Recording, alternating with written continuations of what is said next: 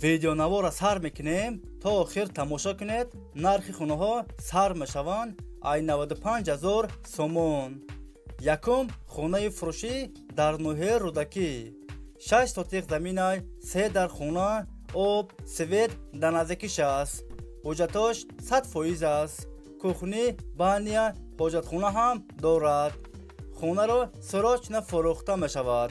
نرخش 95,000 سومونی برادرو با ارزون هم می شود. وریانتی علیشی هم هست برادرو. اگر شما خریدار باشین زنگ زنید با معلومات بیشتر رو از صاحب خونه دسترس کنید. دوستان عزیز، دستگیری کردن ما را فراموش نکنید. در ویدیو نوار لایک بگذارید.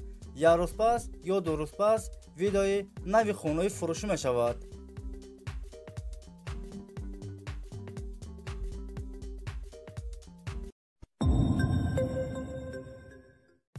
خونه فروشی در نوحه رودکی.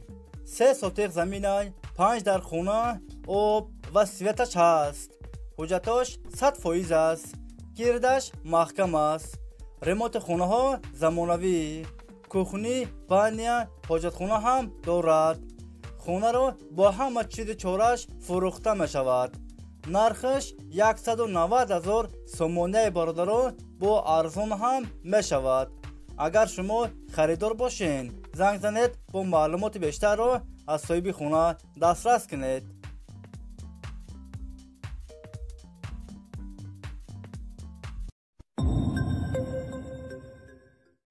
خونه فروشی در نوحه فیض‌آباد. 5 سوتیق زمین 4 در خونه آب سوید در نزدیکش است. حجتاش 100% است. گردش محکم است. کوخنی بانیا پادوال هم دارد. خونه ها без ремонт коробка است. نرخش 270,000 سومونی برادرو با ارزون هم می شود. اگر شما خریدار باشین زنگ زنید با معلومات بیشتر رو از صاحب خونه دسترس کنید.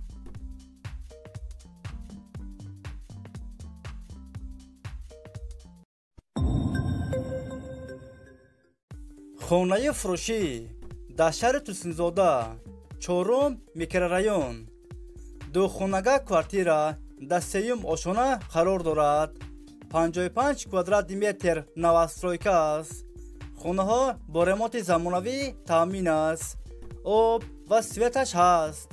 حجتاش 100% است. همه خونه ها یورو ریمونت.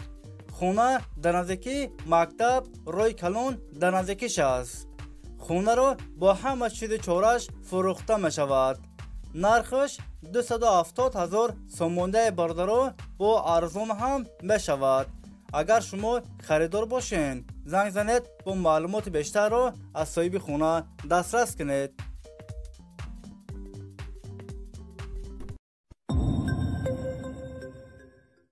خونه فروشی در شهر دوشنبه رایون سینو. 1 خونگاه کوارتیره در 3 آشانه قرار دارد. 40 کوادرات متر نوسترویکا است. خونه با ریموت زمانوی تامین است.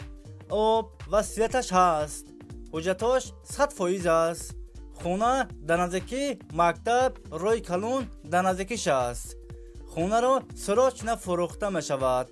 نرخش 288,000 سومونی برادرو با ارزون هم می شود. اگر شما خریدار باشین زنگ زنید با معلومات بیشتر رو از صاحب خونه دسترس کنید.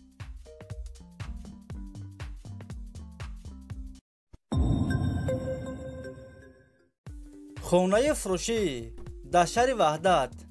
2 خونگاه کوارتیره در 2 آشانه قرار دارد. 77 کوادرات متر نوسترویکا است.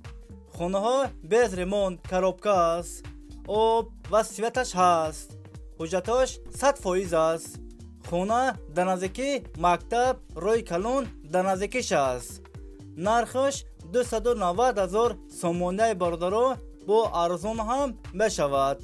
اگر شما خریدار باشین زنگ زنید با معلومات بیشتر رو از صاحب خونه دسترس کنید.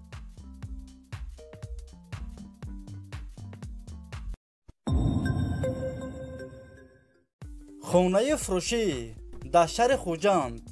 19 میکرورایون. دو خانگاه کوارتیر در 7 آشانه قرار دارد. 48 کوادرات متر نوسترویکا است.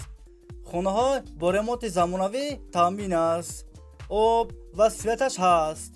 حجتش 100% است. خانه در نزدیکی مکتب روی کلون در نزدیکیش است.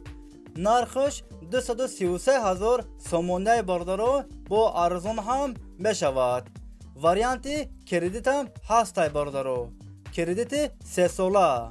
اگر شما خریدار باشین زنگ زنید با معلومات بیشتر رو از صاحب خانه دسترس کنید.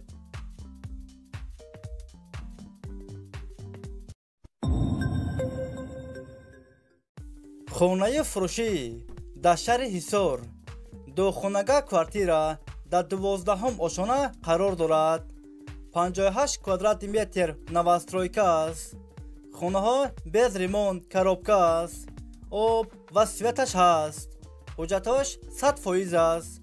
خانه در نزدیکی مکتب روی کلون در نزدیکیش است. خانه رو سراچ فروخته می شود. نرخش 167,000 سومونه باردارو با ارزان هم می شود. اگر شما خریدار باشین زنگ زنید با معلومات بیشتر رو از صاحب خانه دسترس کنید.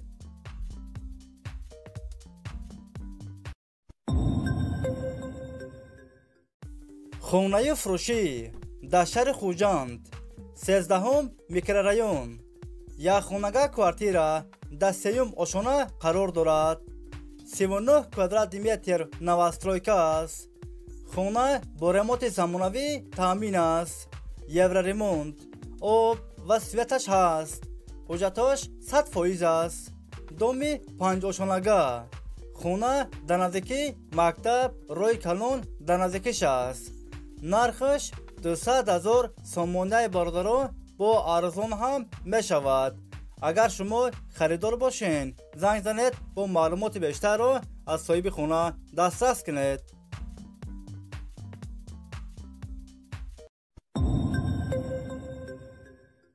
خانه فروشی در شهر اسواره.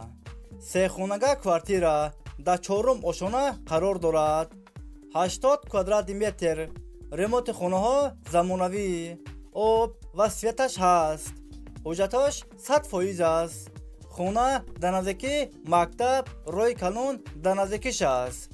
نرخش 270,000 سومونه باردارو با ارزان هم می شود. اگر شما خریدار باشین زنگ زنید با معلومات بیشتر رو از صاحب خانه دسترس کنید.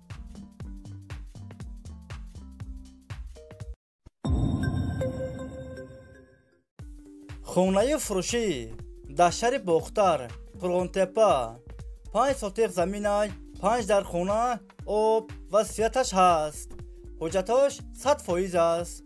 کوخنی بانیا حجت خانه هم دارد. گردش محکم است. ремонт خانه ها میانه. خانه را سراچ فروخته می شود. نرخش 285,000 سومونه باردارو با ارزان هم می شود. اگر شما خریدار باشین زنگ زنید با معلومات بیشتر رو از صاحب خانه دسترس کنید.